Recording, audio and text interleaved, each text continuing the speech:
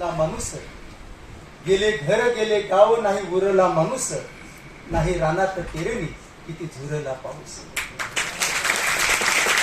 सांगा आता भूकंपा तू किती खाशील मानसे, सांगा आता भूकंपा तू किती दुःख गाडून पायात झालो संसाराचे वासी, सांगा आता भूकंपा तू किती खाशील मानसे. असं एक दुःख त्यावेळी आपल्याच त्या जिल्ह्यातल्या बांधवांनी आणि भगिनींनी बघितलं. खर तर दयन सायन्सचे ते विद्यार्थी आहेत. दयन आर्ट्स पेक्षा कॉमर्स पेक्षा सायन्सचे विद्यार्थी वेगळे असतात. कुठल्या अर्थाने वेगळे असतात? ती 3 महिला पाणी हापसत असतात आणि आर्ट्स कॉमर्स आणि सायन्सचे विद्यार्थी जवळून त्यांच्या चाललेले असतात. तिघांचे आई असतात. हा आर्ट्सचा विद्यार्थी तो आई पाणी हापसायला बघतो आणि म्हणतो, आई जरा लवकर एक घागर घेऊन मला भूक लागली. कॉमर्सचा विद्यार्थी म्हणतो, एवढा वेळ कस काय तुला लागला, जरा लवकर चल मला भूक लागली. सायन्सचा विद्यार्थी मात्र आईच्या जवळ जातो, तिला पाणी हापसू लागतो, घागर स्वतः उचलून स्वतःच्या खांद्यावरती घेतो आणि आईला घेऊन जातो.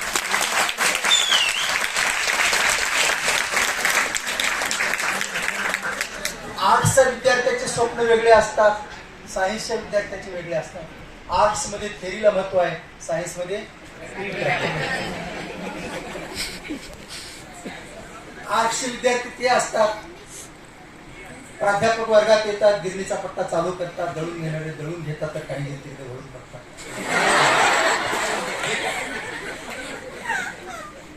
प्राध्यापक वर्गात येतात, गिरणीचा पट्टा चालू करतात, दळून घेणारे दळून घेतात, तर काही जण तिकडे वळून बघतात. तिने आपल्याकडे सहज जरी बघितले तर रात्री झोपेमध्ये समाधानाने झुरायला लागतात. आपल्याजवळ कुणीच नाही म्हणून तुला झुरायला लागतात. प्रेम एवढं सोपं नाही आणि तुम्ही अजूनही कुणावरती प्रेम केलं असं मी म्हणत. चिट्ठी से भी देर से आती है उसे तार कहते हैं, धक्का मारने के बाद चालू होती है उसे कार कहते हैं, धक्का मारने से भी नहीं चलती उसे सरकार कहते हैं, और बार बार जिंदगी में जो धोखे खाते हैं उसे प्यार कहते हैं.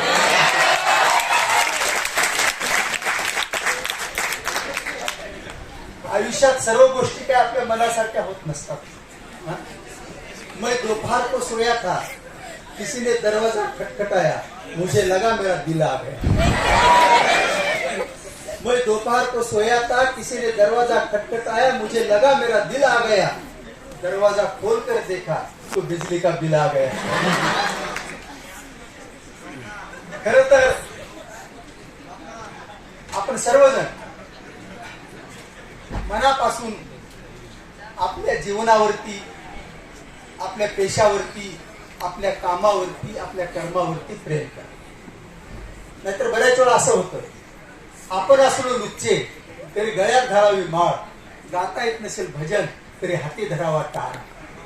आपण असलो लुच्चे तरी गळ्यात घालावी माळ, गाता येत नसेल भजन तरी हाती धरावा टाळ.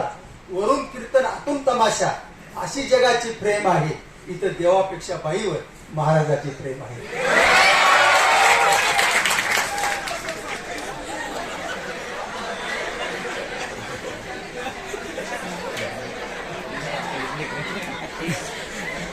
आपण जिथे काम करता,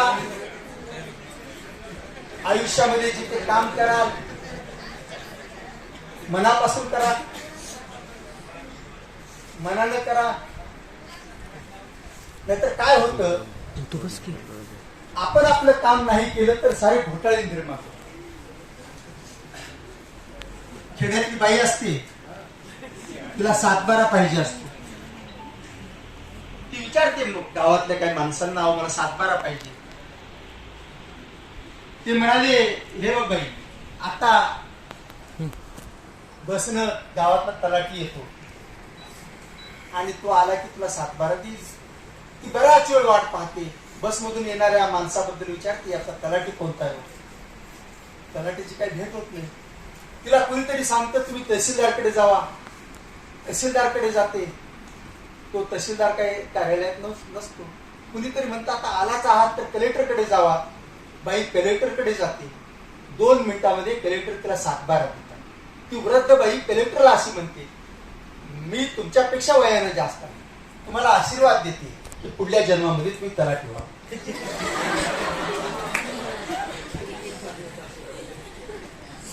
म्हणजे आपण आपलं काम जर नाही केलं तर असे घोटाळे निर्माण. आणि म्हणून तुम्ही तुमच्या कामावरती, तुम्ही तुमच्या ध्येयावरती मनापासून प्रेम करा.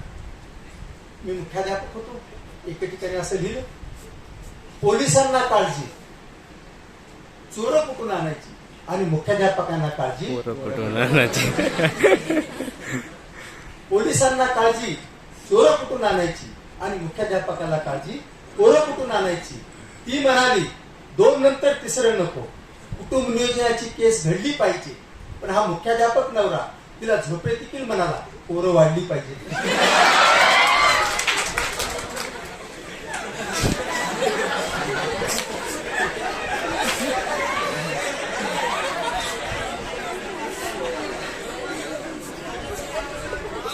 तुम्ही आयुष्याचं एकदा ध्येय ठरवलं,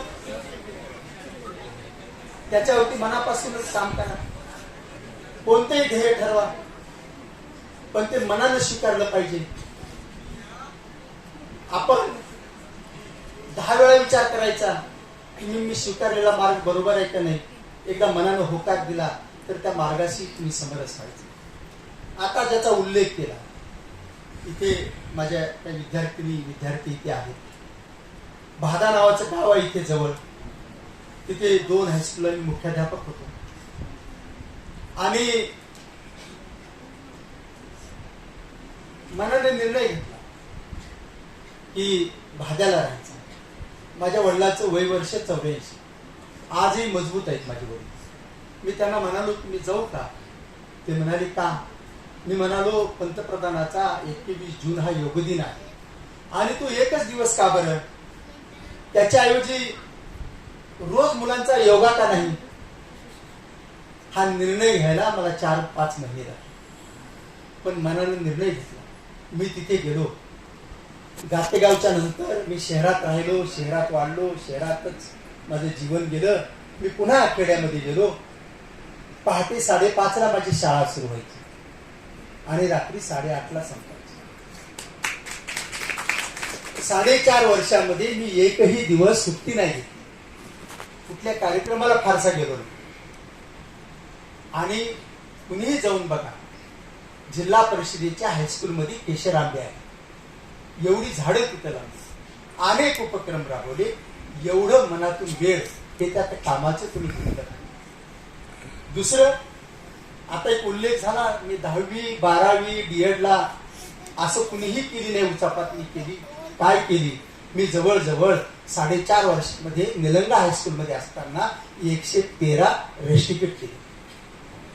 आणि तुम्हाला आनंदाची बाब सांगतो, 113 रेस्टिकेट मध्ये एकही मुलगी नाही.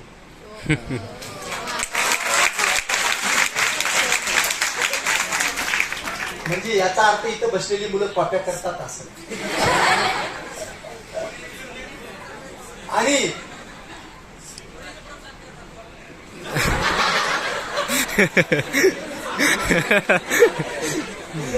आणि जिथे औसा तालुक्यामध्ये एका केंद्राला मी केंद्र संचालक होतो, निलंगा तालुक्यामध्ये एका केंद्राला मी केंद्र संचालक होतो, तिथला निकाल पूर्वी दरवर्षी 95% पुढे लागायचा. मी गेल्यानंतर तिथला निकाल 30% खाली लागला. तुम्हाला का सांगतोय मुलांनो, स्वराज्य मिळालं, पण या स्वराज्याचं सुराज्य कोण करणार. की या कॉपीमुळं पिढ्यानपिढ्यांचं नुकसान होतंय. खेड्यामध्ये मुलांचं नुकसान करण्याला आम्ही कारणीभूत आहोत. तुम्ही ज्या गावचे आहात तिथे हा प्रकार चालत असेल तर त्याला आपण विरोध केला पाहिजे. एक दुसरी गोष्ट अशी की माझी आयुष्यभर लढाई भ्रष्टाचाराच्या विरोधात. तुम्हाला जर असं कुणी म्हटलं किंवा तुम्हाला जर कुठल्या मार्गाने 1 लाख रुपये मिळणार असतील तर तुम्ही त्याच्यात सहभागी व्हालच ना. किंवा तुम्ही जिथे नोकरी कराल तुम्हाला असं वाटणार नाही झटपट लवकर श्रीमंत व्हावं. मी कधी कधी असं म्हणतो, माझी पुस्तकं मी कोरोनाच्या काळामध्ये रिटायर झाल्याच्या नंतर मी एकाच दिवशी एकाच तारखेला माझी 15 पुस्तकं प्रकाशित झाली. आणि या साहित्यामधला कदाचित उत्साह ही सर्व पुस्तकं मी कॉलेजला सप्रेम भेट दिली. तर मी हे सांगत होतो तुम्हाला, त्याच्यामध्ये या सर्व गोष्टींचा उल्लेख आहे. कधी कधी देवळात ताटवाटी ठेवून एखाद्या ब्रह्मचारी माणसाला, संसार नसलेल्या माणसाला भ्रष्टाचाराच्या विरोधामध्ये लढणं फार सोपं असतं. पण नोकरीमध्ये राहून भ्रष्टाचाराच्या विरोधामध्ये लढणं म्हणजे आईचं दूध आठवतं. ही तयारी तुमची असली पाहिजे. हा लढा मी दिला आयुष्यभर. मी सेवानिवृत्त झाल्याच्या नंतर देखील माझा जो लाभ असतो पेन्शनचा, तो इथल्या शिक्षण विभागाने मिळवण्यासाठी मला 3,000 रुपयाची लाच मागितली. माझी 12,85,000 रुपये येणार. मला 3,000ची लाच मागितली. ती असं म्हणाली की कोणी महिला अकाउंट ऑफिसर काम करत होती, सर मी दुसऱ्याला 10,000 मागते, पण तुम्ही साहित्यिक आहात म्हणून 3,000. पण पैसे देणं स्वभावात नाही. त्या दिवशी नेमकं 8 मार्चला, त्या दिवशी सकाळपासून ते पथक जे असतं धाड टाकणार, आम्ही इथेच दयानंदच्या ग्राउंड मध्ये बसून त्याचं नियोजन केलं आणि 8 तारखेला अँटी करप्शनच्या हवाले केले. ही तुमची तयारी आहे का? आयुष्यभर तुम्ही या मार्गाने जाणार आहात का? मी अजूनही तुम्हाला सतत 2 तास हसवू शकतो. हसवणं, वात्रटिका, माझी टोटल 53 पुस्तकं निघाली. 53. त्यातली वात्रटिकेची 15 पुस्तकं आहेत. मला खूप वेळ मी हसवून नाही असं, आणि हसावं, कारण जीवनातलं दुःख, माझ्या डोळ्यातले पाणी माझ्यासाठी अनवाणी, सदा आपणच गावी आपल्या दुःखाची गाणी. दुःख सांगू न कुणाला, नाही मिटत कुणाचे, सावलीच्या बांधासाठी रान सोसावी गुणाची. असं हे माणसांचं दुःख आहे प्रत्येकाचे. कुणाचंही जीवन सुखी नाही, दूरडोंगर साजरे. पण या सर्वांमध्ये मार्ग कुठला असेल तर विनोदावरती, विसंगतीवरती देखील सतत हसायचं आणि आपल्या मनातला तो राग आपण कुणाचाही द्वेष करायचा नाही. राग, लोभ, मोह, माया, द्वेष, मत्सर या सर्व गोष्टीपासून आपल्याला अलिप्त कसं जगता येईल याचा प्रामुख्याने विचार असो. तुम्ही सायन्सचे विद्यार्थी आहात. जगामध्ये जेवढे शास्त्रज्ञ होऊन गेले त्यातल्या 99% शास्त्रज्ञांनी शाळेची, कॉलेजची कुठलीच पायरी चढली नाही. हे त्यांचं आत्मचरित्र. तुम्ही तर शिकता आहात. कुठल्या गोष्टीमध्ये तुम्ही संशोधन करणार आहात का? पिढ्या पिढ्या पुस्तकातून चालू असलेलं संशोधन, त्यातून मिळणारे मार्क, त्यातून पुढे आपल्याला जाण्याचं ध्येय, हे काही जीवन नाही. हे पुस्तक म्हणजे जीवन नाहीच. अनुभव हे जीवन आहे. आणि तुम्ही हे ठरवा प्रत्येक वेळी की आपल्याला आयुष्यामध्ये कुठलं संशोधन करता येईल. संशोधनामध्ये आपण मागे नाही, फार हुशार आहोत. ते रुपये टाकून बोलायचं डबडं आलं बघा मध्यंतरी, काय म्हणतात त्याला? एकाने संशोधन केलं, प्रत्येक वेळी रुपये टाकून कशाला बोलायचं, म्हणून त्याने 1 रुपयाचे 10 वायसर घेतले, लोखंडाचे, स्टीलचे वायसर. एक वायसर टाकून तो बोलायचा. त्याने म्हणला पुन्हा एवढे वायसर कशाला वाया जाऊ द्यायचे. एका वायसरला दोरा बांधला, बोलताना तेवढं वायसर मध्ये, बोलाय झाली की वायसर काढायचं. आयुष्यात शॉर्टकट मार्ग जगण्याचा आपण अनेक वेळा विचार करतो. असं संशोधन करा. अतिशय उघड्या डोळ्यानं या सर्व गोष्टीकडे बघण्याचा प्रयत्न करा. या जीवनाकडे बघा आणि यातून काय संशोधन तुम्हाला करता येईल. माझ्या शेजारी एक लहान मुलगा राहतो, एवढा खोडकर. आई वडील म्हणाले किती खोडकर, सारखं काही ना काही करण्यावर राहतो. आता आई वडिलांना काय वाटतं, लहानपणी लेकरांना जपाची माळ घेऊन बसावं. तर त्याने त्या खेळण्या कुठल्याही कला लिहून दिल्या. पहिलं काम करते, अगोदर त्या खेळणीवर दगड मारते आणि मध्ये काय आहे ते बघते. मी आईवडिलाला म्हणालो एवढं चिडू नका त्याच्यावर, तो नक्की उद्या जाऊन शास्त्रज्ञ होईल त्याने. बघा, सांगण्याचं हे अर्थ आहे की संशोधन करायची. एक दुसरी गोष्ट, तुम्हाला देव धर्म नाही कळले तरी चालतील, त्याची फार आवश्यकता नाही. फक्त तुम्हाला दोन गोष्टी लक्षात ठेवा. तुम्हाला इथे पाठवणारे कष्ट करणारे आईवडील आणि तुम्हाला शिकवणारे प्राध्यापक एवढं जरी तुम्हाला आयुष्यात कळालं तर मला असं वाटतं ते जीवनाचं सार्थक आहे. तुम्ही शिकायला येता. मी गाते गाऊन मुक्कामाच्या गाडीनं पहिल्या इथे लातूरला यायचं. मी आर्ट्सचा विद्यार्थी आणि तुम्हाला माहित राहून मी शिकत असताना माझा पहिला कविता संग्रह जगणं माणसाचं दयानंद आर्ट्समध्ये प्रकाशित. मला कौतुकाच्या मुलांचं आणि मुलींचं की ज्यांनी उन्मेष मध्ये दयानंदचं मला वाटतं वेद मी वेद मध्ये लिहायचं. उन्मेष मध्ये ज्या ज्या मुलांनी आणि मुलीनं लिहिलं त्यांचं मनापासून मी अभिनंदन करतो. आणि खूप लिहा, एवढं लिहा हे लेखनी तुमचा श्वास झाला पाहिजे, तुमचा सुवास झाला पाहिजे. उपवासाच्या दिवशी रात्री काही खायला नसेल तर आपण रात्री 12 वाजता देखील खायची तयारी असते, जेवायची तयारी असते. एक वेळ तुमचं पोट उपाशी राहिलं तर चालेल, पण तुमचं मन उपाशी राहता कामा नये. कारण पोटाच्या दारिद्र्यापेक्षा विचाराचं दारिद्र्य माणसाला सर्वात जास्त सतावते. आणि हे विचाराचं दारिद्र्य समृद्ध करण्याची किमया जर कशामध्ये असेल तर ती साहित्यामध्ये आहे. मी एके ठिकाणी असं म्हटलंय, माझा जीव एवढा कवितेवरती आहे. मला माझा संसार, माझी शेती या सर्व गोष्टीपेक्षा आजही मला जर तुम्ही विचारलं तुम्हाला काय प्रिय आहे तर मला माझी पुस्तकं प्रिय आहे. मी एके ठिकाणी म्हटलंय, नाही झुकलो पोटासाठी, झुकलो नाही पाण्यासाठी, तहानेची ही कोरड घेऊन जगतो आहे कवितेसाठी. नको तो मजला रात्रीच्या गाड्या, नको तो मजला कात्रीच्या माड्या, कवितेमधून ही फुलवीत राहील माणुसकीच्या अफाट वाड्या. नाही हरलो उद्यासाठी, झुरलो नाही गाद्यासाठी, श्वास माझा सळसळतो आहे लक्ष फुलांच्या कवितेसाठी, लक्ष फुलांच्या कवितेसाठी.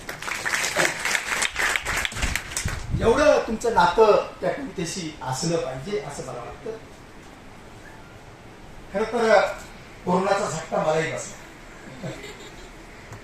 म्हणजे आयुष्यामध्ये दोन गोष्टी माझ्या स्पीड ब्रेकर ठरल्या. एक करीला दाखल होती आणि मी समर्थपणे या सर्व गोष्टींना सामोरं गेलो. असाच कोरोना झाला कुटुंबामध्ये, मलाही झाला. पहाटे 4-4.5 किलोमीटर मला रनिंग करायची सवय. रनिंग केलो, घरी गेलो, जेवण केलं, बाहेर निघालो तर थोडासा घाम आला, पुन्हा घाम आला आणि मग त्याच्यानंतर मला इथे ऍडमिट झालं. मग इथून मी पुण्याला हलवलं आणि आज बरोबर 9 महिने 9 दिवस झालं माझ्यावरती बायपास आहे. 9 महिने 9 दिवस म्हणजे आता काळजी करायची दिवस संपले.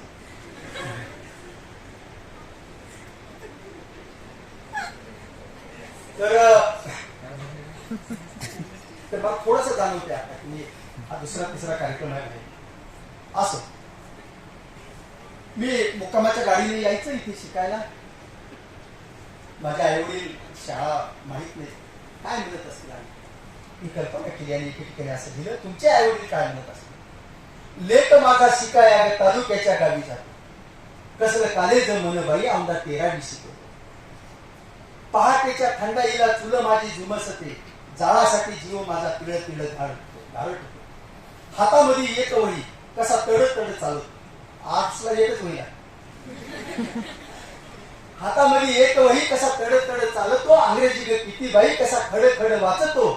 शेवटी आई असं म्हणते, जर वयशाला बाई लेक माझा पास होई, म्हणून कालचा खाम आज फुलावानी वाटतो, लेक माझा. आणि म्हणून म्हणालो तुम्हाला, आईवडिलांना विसरू नका, आईवडिलांना खोटं बोलू नका. हा मोबाईल जेवढा चांगला आहे त्याच्यात 10 पट आता वाईट आहे. मी अनेक विद्यार्थी बघतो, अनेक विद्यार्थी बघतो, मला कळत नाही. काही दिवसात तर असं मला वाटतं की जन्मताच आता मोबाईल येतो. असो, पण गैरवापर करू नका, आईवडिलांना फसवू नका. आईवडिलांचे कष्ट घाम तुम्ही लक्षात घ्या. का तर खूप स्वप्न असतात तुमच्याकडे त्यांनी बघितले. आणि म्हणून आईवडिलांना प्रामुख्याने म्हणावं, प्रतिष्ठेचे 3 वर्ग आहेत मुलांना. तर तो म्हणेल की रात्री माझ्या गाडीला जर लाईट नसेल तर इथला पोलीस देखील पकडू शकत नाही, एवढी माझी प्रतिष्ठा. काय काम? खोटी प्रतिष्ठेची वलकल का पांघरता? आणि प्रतिष्ठेची 3 वर्ग आहेत खोटी. एक, ज्यांना घरी बसून सर्व वस्तू मिळतात तो या देशामध्ये नंबर 1चा प्रतिष्ठित आहे. ज्यांना मागच्या दारानं सारं मिळतं तो नंबर 2चा प्रतिष्ठित आहे. आणि ज्यांना तासन तास घाम गाळून हातावरती काही मिळत नाही तो या देशामध्ये नंबर 3चा प्रतिष्ठित आहे. चप्पल बनवणारा चांभार या समाज व्यवस्थेमध्ये स्वतःच्या पायात चप्पल घालू शकत नाही. दुसऱ्याचे घर बांधणारा गवंडी हा स्वतः नव्या घरामध्ये राहू शकत नाही. आणि आयुष्यभर शेतामध्ये राहणारा शेतकरी हा 11 सरणामध्ये ज्वारीचे एकही पोतं आपल्या घरामध्ये ठेवू शकत नाही.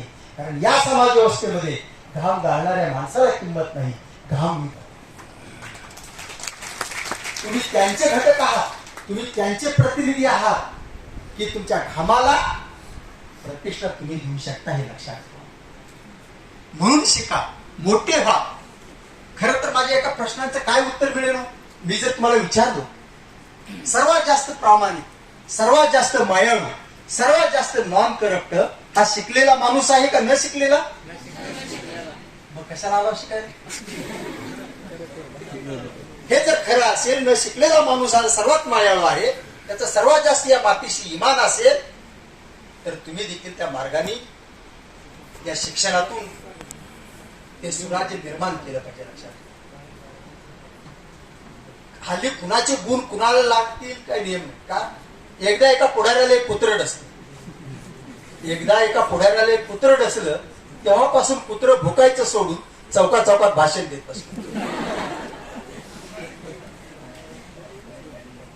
तो विषय नाही. पण लक्षात घ्या, दिवाळीचा सण उद्यावरती असतो आणि दिवाळीच्या सणाला तुमच्या आई आणि वडील, माझ्या लहानपणी माझी आई आणि वडील असं म्हणायचे, अरे दिवाळीच्या सणा नको उद्या तरी येऊ, अरे दिवाळीचा सणा नको उद्या तरी येऊ, तुला आजारात माझी काही तिच्यावर ठेवू, दारी मालकाच्या गेलो नाही वेदनांना घर, रोज घामात का नालो आज पापण्यांना पोर, फटाक्यांच्या आवाजाने बाळ वांबतील माझे, लाडवांच्या हट्टापायी डोळी चिंबतील माझे, घर अंधारात माझे चंद्र चांदणीत दंग, काय घाण मी ठेवू जुन्या गाडेग्याची रांग, उद्या रानात जाऊनी बघतो पोटांचा मी घास, नाही मिळालेच काही सोडतो गावाची मी बेस, अरे दिवाळीच्या सणा नको उद्या तरी येऊ, भाव वाढलेला तुझा कसा विकत मी घेऊ, कसा विकत. हे सर्व जीवन तुम्ही आठवा. मी माझ्या आयुष्याच्या शेवटच्या क्षणापर्यंत जर कुठली गोष्ट आठवत जगत असेल तर फक्त माझं बालपण आठवत. जेव्हा जेव्हा माझं बालपण मला डोळ्यासमोर येतं तेव्हा तेव्हा माझे पाय जमिनीवरती असतात.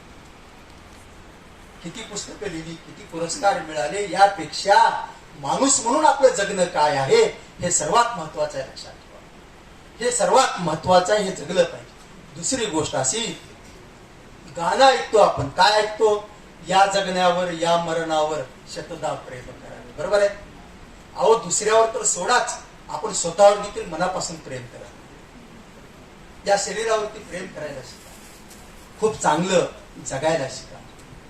मी तुम्हाला अतिशय चांगला सल्ला देतो की कुठल्याही परिस्थितीमध्ये मुलांनी विशेषतः व्यसनाच्या अधीन नाही जायचं. काळ बदलला. पूर्वी बापाला सफरचंद आवडायचा, आता मुलांना माणिकचंद आवडतो.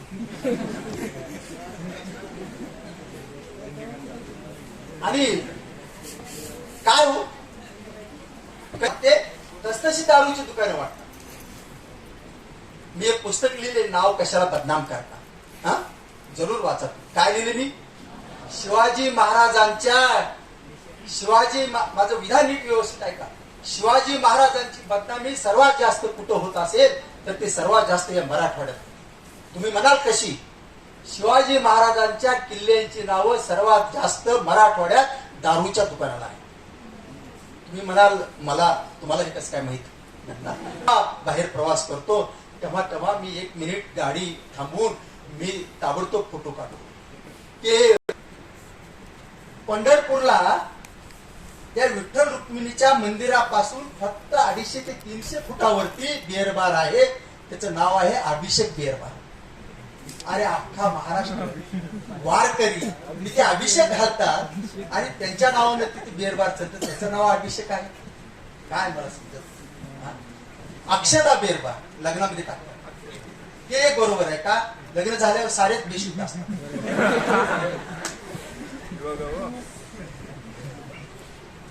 पण कळत नाही हा इतिहास कोण बदनाम करायले, नाव कोण बदनाम करायले. इथे शिवाजी चौकात शिवाजी महाराजांच्या पुतळ्याच्या समोर डाव्या हाताला पोलीस स्टेशन आहे, बरोबर आहे, आणि त्याच्या समोर उजव्या बाजूला बेरबार आहे, त्याचं नाव आहे SP वाईन्स. काय नाव आहे? तुम्ही जाऊन बघा तरी, आता जाऊ नका. हे हायकोर्टामध्ये मी याचिका दाखल करणार. लक्षात पुस्तक लिहिले मी अस्वस्थ आहे का? हे स्वराज्याची लक्षणं लक्षात. कुणाची माती आहे हा, कुणाचा देश आहे, काय विचार करत नाहीत आपण. SP वाईन्स स्पर्धा परीक्षा प्रश्न आला उद्या, हा what is the long form of SP, बरोबर आहे. मी जिथे नोकरी करत होतो त्या रस्त्यावरती एक गाव आहे, तिथे जिजाऊ बेरबार अस्वस्थ. तेव्हा मी अपडाऊन करत होतो, कार थांबवली आणि त्याच्याकडे गेलो. त्याला मी म्हणालो काय, आणि नाव बदलणार जिजाऊ बेरबार असते. तो म्हणाला माझ्या आईचं आहे. अरे आईचं नाव कशावरून आलं? मी म्हणलं माझे सारे विद्यार्थी इथं आणून उपोषणाला बसविल्यावर ते म्हणाले तुमचे बरेचसे विद्यार्थी.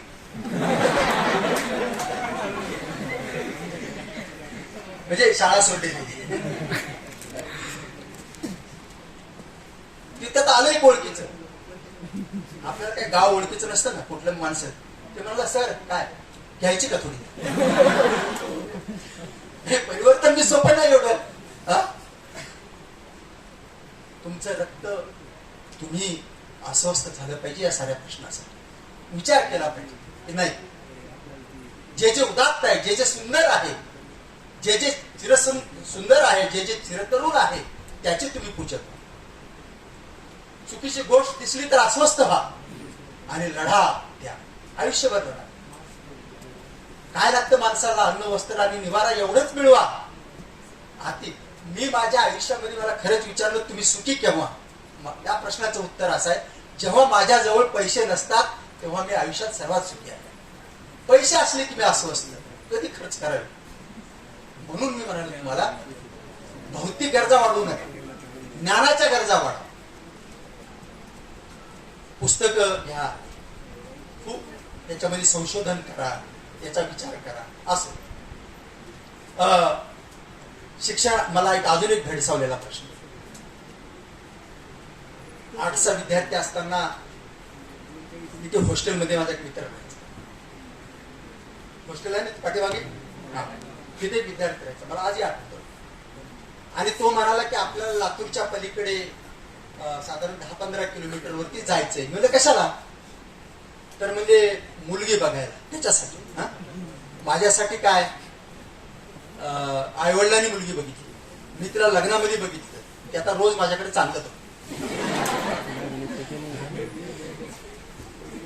मग त्या मित्रासाठी गेलो तेव्हा 15 तास किरायाच्या सायकली मिळायच्या. तिघ चौघ मित्र गेलो बघायला त्या मुलीला सायकलवरती. आणि मग ढाळजेमध्ये आम्हाला बसवलं. खेडेगाव ते गावाचं नाव आजही मला माहित आहे. मग बघितलं ती मुलगी. तर तुम्हाला गंमत सांगतो, बाहेर आलो आणि माझा मित्र म्हणाला मुलगी काय मला पसंत. त्याचं एवढं साधं वाटतं. माझ्या मनावरती अनेक दिवस घर करून होतं. लक्षात घ्या. बर, सर्वात जास्त संस्कार आईचे मुलावरती होतात तर मुलीवरती? हे मुलावरती म्हणतात. खरं असेल तर धन्यवाद. खरं आहे. आई वडिलांचे सर्वात जास्त संस्कार मुलींच्या वरती होते. कसं? मला उदाहरण सांगतो, पटलं तर होत. पाहुणे आले आणि एखाद्या मुलाला सांगितलं ही रुपया आहे, हे ग्लास आहे, जरा शेजारी जाऊन दूध आण. हे गाबडं त्या पाहुण्याच्या समोर ग्लासाला रुपये वाटते.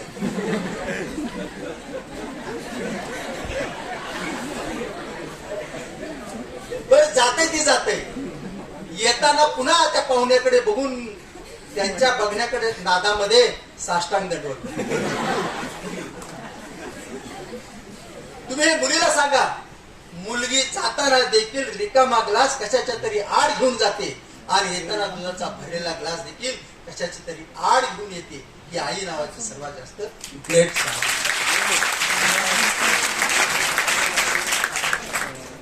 मग पुढे माझ्या भावाची लग्न झाली, माझ्या मुलीची लग्न झाली, माझ्या दोन्ही मुली इंजिनियर आहेत. पण मी तुम्हाला सांगतो, मुलगी बघण्याच्या कार्यक्रमाला आजपर्यंत कधी हजर राहिलो. त्याच्या अगोदरचा प्रसंग सांगतो. माझं लग्न झालं, माझ्या मुलांचं लग्न झालं, माझ्या मुलींचं लग्न झालं. आम्ही हुंडा घेतला नाही आणि हुंडा दिला नाही.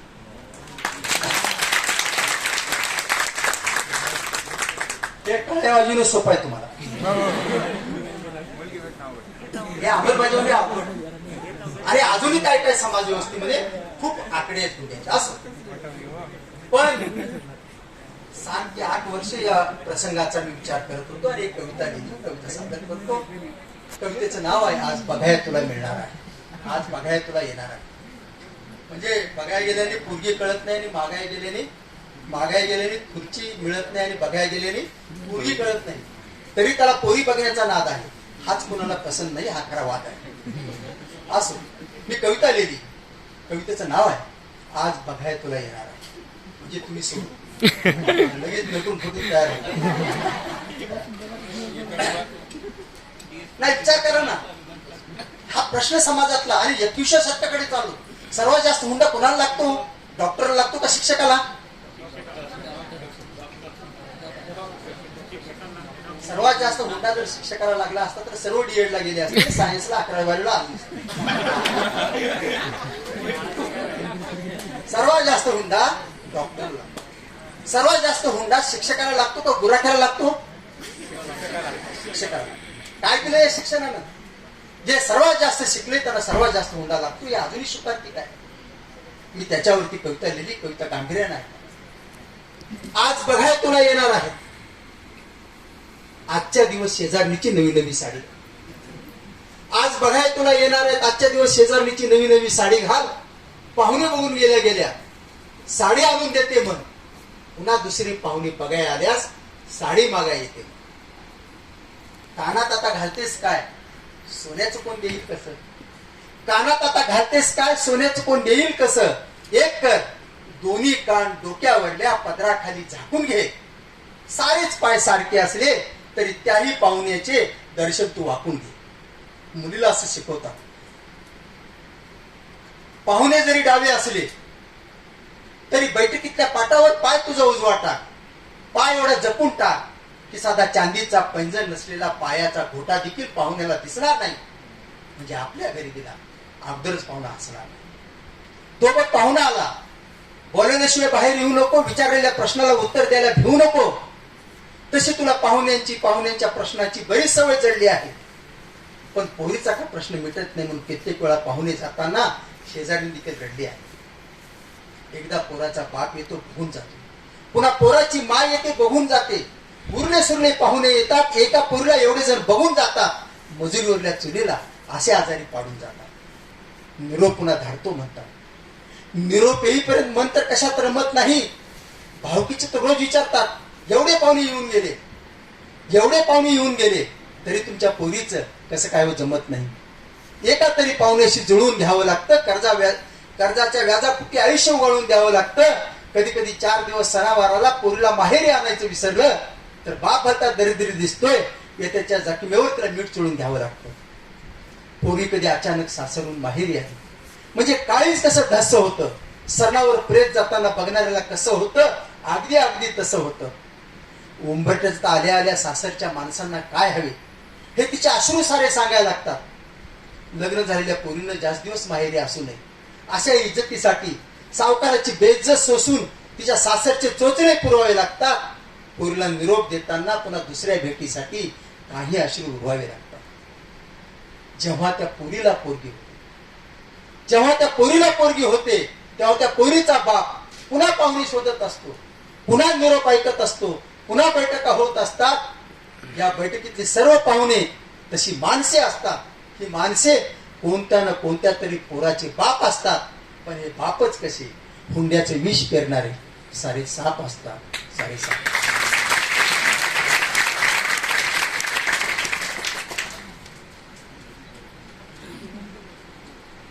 हे समाजातील प्रश्न लक्षात.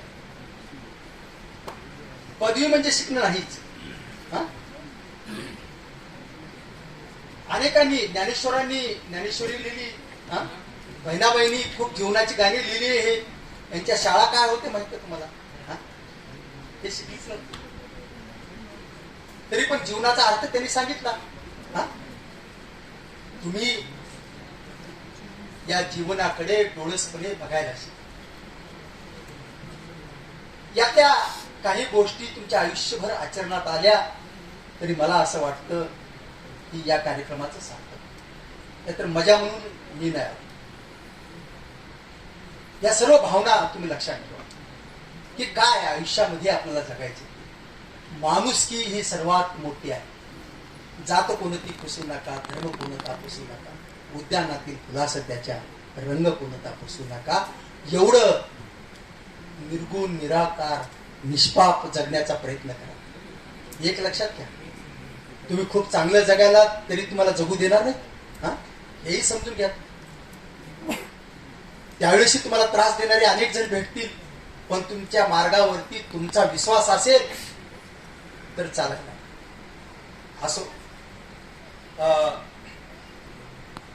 मलाही थोडस जरा मला असं वाटतं की बोलायला जरा मर्यादा घेतात. मी एक कविता म्हणतो आणि थांबतो. माझ्या लहानपणची ती कविता आहे. त्याच्या अगोदर मला ज्या दारूचा मी उल्लेख केला होता तिचे काही गोळी मला आठवले तेवढ्या म्हणतो. वडसावित्रीच्या पौर्णिमेला आजही खेड्यामध्ये, बरोबर आहे, शहरामध्ये फेऱ्या मारतात. जन्मोजन्मी खर तर त्या जन्मात तिला नको असतो. एवढी वैतागलेली असते. पण ते परत हे दारूचे परिणाम सांगा. ती महिला असं म्हणते, आज पौर्णिमेचा दिन आराधना तुझी देवा, दारूच्या आट्यावरती श्रमाचा डोंगर व्हावा. रोज उगवते दिन प्रकाश देऊन जावे, खोल माझ्या हृदयात चांदणे फुलून यावे. किती वडाच्या झाडांना गुंफावे आशेचे दोरे, तरी साऱ्या जीवनात वाहते दुःखाचे वारे. त्याच वडाच्या झाडाला पालवी फुटून येते, परी माझ्या जीवनाला काजळी भिडून जाते. आज पौर्णिमेचा दिन आराधना तुझी देवा, जुगारी नवऱ्यातून सोबतीचा सूर यावा, सोबतीचा सूर यावा. हे सारं जीवन, सगळा महिलांच्या जीवनामध्ये सर्वात जास्त दुःख कुठलं असेल तर ते नवऱ्याच्या दारूच, असं मला वाटतं. मी खूप अभ्यास या गोष्टींचा केला. रडायचं देखील स्वातंत्र्य नाही त्याला खेड्यामध्ये. मी 3च कविता, किती ओळीची असते, 3 ओळीची देखील कविता असते. मी 3च ओळी लिहिल्या. काय लिहिल्या? तिचे दुःख जेव्हा अनावर होते, तिचे दुःख जेव्हा अनावर होते तेव्हा ते तिखट असा कांदा घेऊन चिरायला बसते. म्हणजे रडण्याचं देखील तिला स्वातंत्र्य. असं हे सारं जीवन. पण एक लक्षात घ्या, शाळा शिका, कॉलेज शिका आणि आयुष्यभर ज्ञानाचे विद्यार्थी व्हा. म्हणजे याच वर्गात बसा म्हणणार नाही. आयुष्यभर. खर तर तुमचे पालक आणि आमच्या खेड्यातले पालक, जिथे मी नोकरी केली, दोन्हीमध्ये फरक आहे. आमचे खेड्यातले पालक कसे असतात, एकदा पाहुणे आले आणि एका मुलाला विचारलं, तू शाळेत जातोस का? ते म्हणलं हो. कितवीला आहेस? त्यानं उत्तर द्यायच्या अगोदर त्याचा बाप म्हणाला तो 5वीला आहे. घरामधून स्वयंपाक करता करता आवाज आला, तुम्हाला काय कळतं काय? म्हणले आपलं पोरग 6वीला आहे. पोरग म्हणलं खरं सांगतो मामा, मी 7वीला आहे. असं शिक्षणाचा गंध नसलेले आई वडील तुम्हाला शिक्षणाचा सुगंध देता येते. लक्षात ठेवा. त्या कुटुंबातून तुम्ही आलेले आहात. म्हणून या सर्व बाबी तुम्ही समजून घ्या. दुसरी गोष्ट, का शिकायची शाळा, शिक्षण का घ्यायचं? माझ्या एका नाटकाच्या पुस्तकामध्ये उदाहरण आहे. साक्षरतेचं चांग भलं म्हणून 25 वर्षापूर्वी एक नाटक लिहिलं. काय उदाहरण आहे? एक आंधळा रात्री कंदील घेऊन निघालेला असतो. त्याला विचारतात, तू तर आंधळा आहेस आणि हातामध्ये कंदील घेऊन का चालला? तेव्हा तो उत्तर देतो, समोरून येणाऱ्या डोळे असलेल्या माणसानं मला धडक देऊ नये, त्याला कळा तुम्ही रस्त्याने यायलोय, मुन्हा सोबत कंदील घेतलेला आहे. तुम्ही देखील यासाठी शिक्षण घ्या. आयुष्यात तुम्हाला कोणी फसवणार नाही आणि तुम्ही कुणाला फसवणार नाही, यासाठी हे तुम्ही शिक्षण घेतलं पाहिजे प्रामुख्याने. असो, शेवटच्या मी कवितेचा उल्लेख करतो आणि या ठिकाणी थांबतो. मार्गदर्शनापेक्षाही या मातीचं मला दर्शन घेण्याची संधी दिली. मी आपल्या सर्वांचे मनात ऋण व्यक्त करतो. दिल ने दिल से पुकारा और मैं चला गया.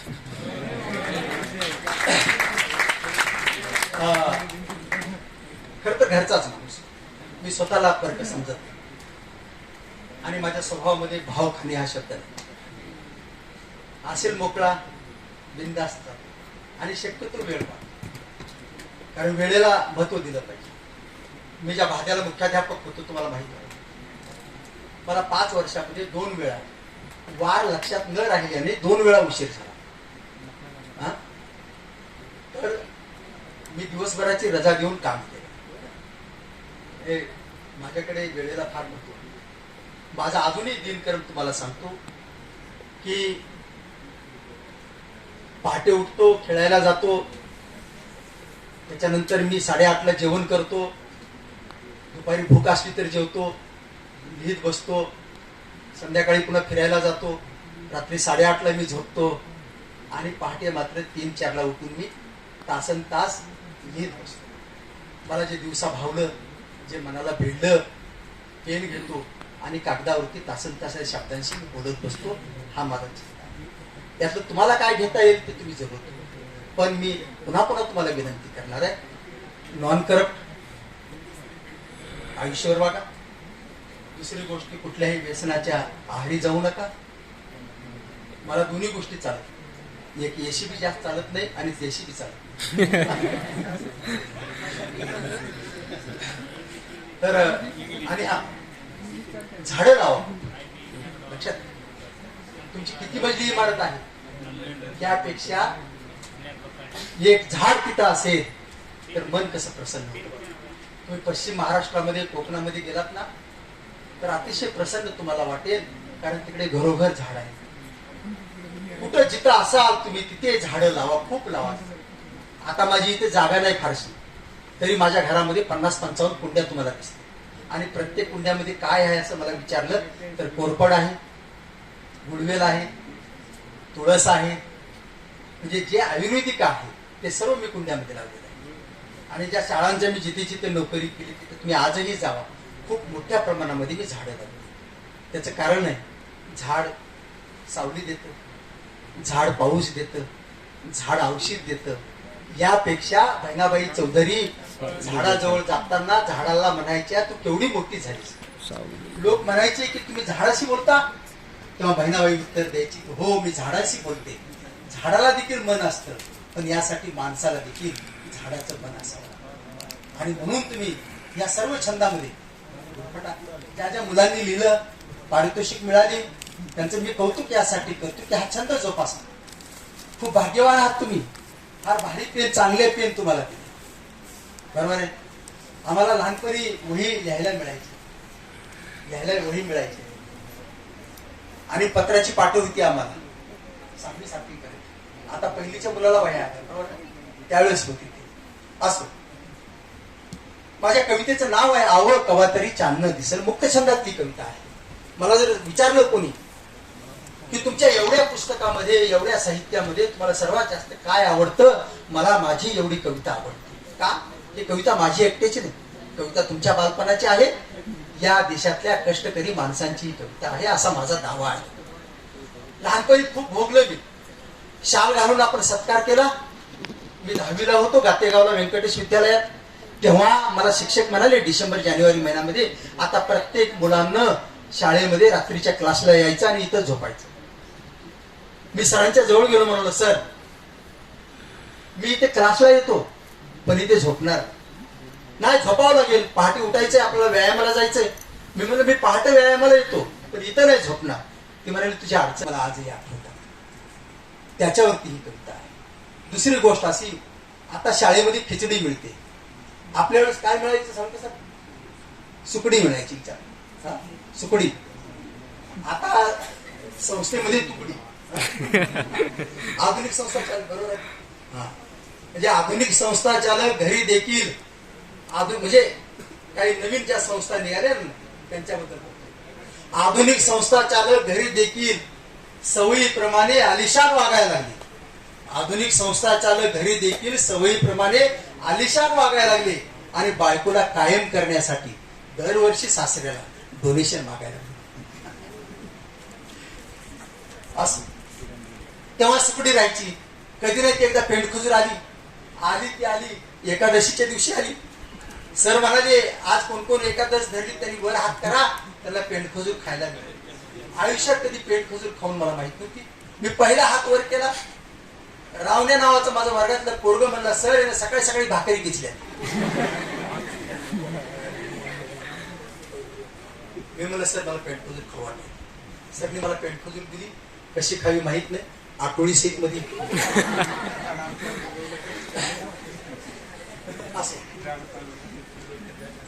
आव कवा तरी चांगलं. सणाच्या दिवशी माय माझी दुकानं कवा उघडते त्याची वाट. सणाच्या दिवशी माय माझी दुकानं कवा उघडते त्याची वाट बघायची. मग थोडं थांबून शानी माझी माय पार खालच्या गाडग्यातली वजळभरी जवारी घेऊन वाऱ्यासारखं दुकान गाठायची. दुकानदार चिडून म्हणायचा तुला एवढीशा जवारीत काय काय देऊ. माय माझी त्या दुकानदाराला म्हणायची मालक हा सण आहे थोडस गोड तेल द्या आणि माझ्या लेकराच्या चड्ड्या तरी शिवायला दोऱ्याची दोर पदरत.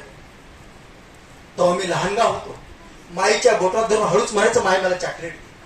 सणाचा दिस म्हणून की काय माय माझा लाड करत भीत भीत त्या सावकार दुकानदाराला म्हणायची मालक या बाटलीतलं गोड तेल थोडस मागायला होतून घ्या पण माझ्या पोराला एखादं चॉकलेट. बाटलीतलं गोड तेल ओतून घेताना माय माझी उदास दिसायची. आम दुकानदाराने रागा रागात माझ्या अंगावर फेकलेलं चॉकलेट मी तोंडात चघळताना माय माझी तिळभर असायची. लागेच आम्ही आमचं मोडकं तोडकं छप्पर काटायचं. तेव्हा 17 जागी फाटलेली चड्डी शिवून देताना सणासारखं वाटायला या दाटलेल्या आनंदानं मी टुनुकशी उडी मारायची. आता सणाच्या दिवशी मी घरी राहावं तर शेजाऱ्या पाजाऱ्या सगळं केलेलं खायला मागतोय हे माईला माहित होतं म्हणून माय मला खोटच मारायची. आर मास्तर बारी भिगी भिगी शाळेचा पत्राची पाटी काटायला गच धरून मी तर शाळेत यायचं तेव्हा शाळा झोपलेली असायची. वाटायचा जो येळ झाली रसळ आभाळात बघून येळ ठरवावी तर आभाळ सर भरून आलेलं. तो मी ओठावर फुटफुटीत म्हणायचा सणाचा दिस म्हणून सूर्यराव गेलेला दिसतोय त्याच्या माईकडे. मी रागारागाने घरी यायचं. माझा अर्धा राग शाळेवर असायचा अर्धा राग माईवर असायचा. तेव्हा भुकीलेलं तोंड बघून माय माझी निरगुडीनं शिवलेलं दार आडवं लावून जेवायला वाढायची. तेव्हा छोट्या सहित केलेल्या गव्हाच्या चपात्या बघून माझ्या तोंडाला पाणी सुटायचं. मी माईला म्हणायचं माय मला आज पोटभर खायचं. त्या सणाच्या दिवशी मी खाऊन खाऊन जेवढं राहील तेवढंच माझी माय पटकाराखाली झाकून ठेवायची. आणि सांच्या पारी बाप रानातून आला की घासीट लवकर संपल म्हणून मिनमिन त्या चिमणीला बसून दोघं खाऊन घ्यायची आणि पोट भरण्यासाठी पुन्हा ढस पाणी प्यायची. माझे झाकायलेले डोळे बघून माय माझी उतरणी लागून भोरगट टाकायची. लागलीच माझा बाप माझ्याजवळ लावडायचा आणि चाळणीसारख्या छपरातून आभाळाकडे बघता बघता माझा बाप माईला म्हणायचा अगं वर बघ आज सणाच्या दिवशी किती अंधार दाटला. तेव्हा जर्मनचे फाटके तुटके भांडे घासता घासता माझी माय आभाळाकडे एकदाच बघायची आणि पुन्हा बापाकडे बघून हसत हसत म्हणायची आव कवा तरी चांदणं दिसेल आव कवा तरी चांदणं.